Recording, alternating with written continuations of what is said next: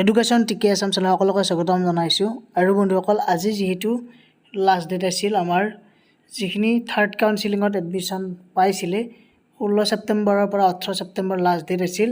আৰু যিসকলে এডমিশ্যন কৰিলে আৰু কিছুমানে ফ্ৰেজ আনফ্ৰেজৰ কথাটো সুধি আছে। এতিয়া যিহেতু যদি এই অৱস্থাত বৰ্তমান অৱস্থাত ফ'ৰ্থ কাউন্সিলিঙে পালে, গতিকে কোনোবাই যদি আনফ্ৰেছ কৰিছে মূৰ্খামি কৰা হ'ব।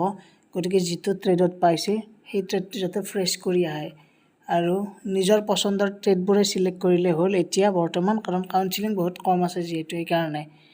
আৰু ফ্ৰেছ আনফ্ৰেছটো বুজিয়ে পাইছে যে ফ্ৰেছ কৰিলে বস্তুটো ফিক্স হৈ যাব, মানে ট্ৰেডটো যে যিটো ট্ৰেডত পাইছে সেইটো ট্ৰেডতে থাকি যাব। আৰু যদি কোনোবাই ফ্ৰেছ কৰা নাই এতিয়ালৈ, ফ্ৰেছ কৰি থৈ আহিবা, কাৰণ এতিয়া মাত্ৰ ফ'ৰ্থ কাউন্সিলিং ফিফ্থ কাউন্সিলিং দুটা কাউন্সিলিং বাকী আছে।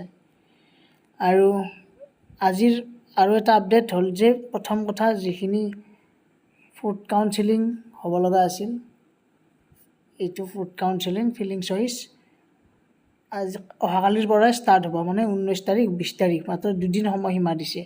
গতিকে এই দুদিন সময়সীমাৰ ভিতৰত ফ'ৰ্থ কাউন্সিলিং কৰিব লাগিব। আৰু এই ফ'ৰ্থ কাউন্সিলিঙত বহুত কেণ্ডিডেট সোমাই যাব, কাৰণ আজিকালি ITIত ছিট পোৱাটো অকণমান ইজিও হৈছে, অকণমান টাফ হৈছে।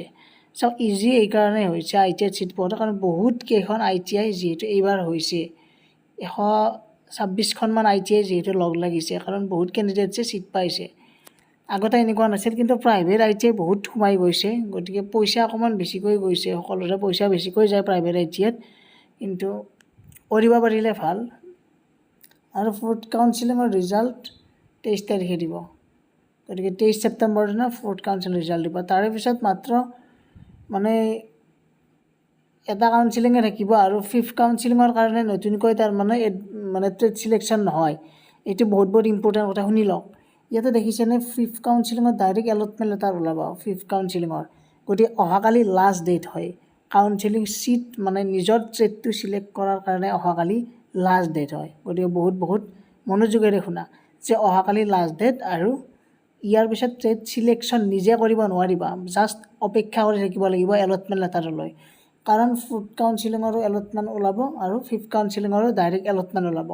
মাত্ৰ অহাকালি 19 তাৰিখ 20 তাৰিখ এই দুদিন সময়সীমা আছে ট্ৰেড চিলেকশ্যন কৰাৰ। গতিকে যিটো ট্ৰেড ভাল পোৱা, যিখন ITIত যাব খোজা, সেইকেইটা ট্ৰেডে চিলেক্ট কৰি থ'লে হ'ল, বেছিকৈ মাথা মাৰিব নালাগে। গতিকে ছিটটো পোৱাত সুবিধা হ'ব।